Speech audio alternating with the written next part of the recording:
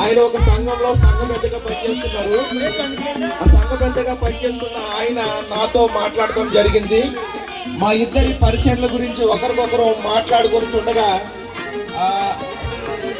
ఆయన ఒక మాట అన్నారు, మీరు అవకాశం కుదిరినప్పుడల్లా బయటికి వెళ్ళి పరిచర్య చేస్తున్నారు కదా, నాకు ఆ ధన్యత లేదు.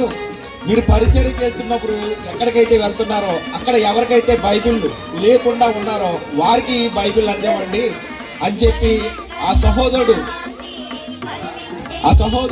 బైబిల్ కొనడానికి ఎన్ని బైబిల్ కావాలో అన్ని బైబిల్ ఇస్తానన్నాడు.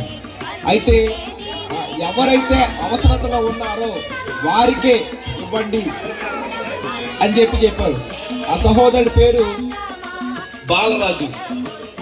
ఆయన గవర్నమెంట్ ఉద్యోగస్తుడేమీ కాదు, ఆయన కూడా చెత్తమందు కొట్టే వ్యక్తి. ఆ వ్యక్తి నేను అడగగానే ఈ బైబిల్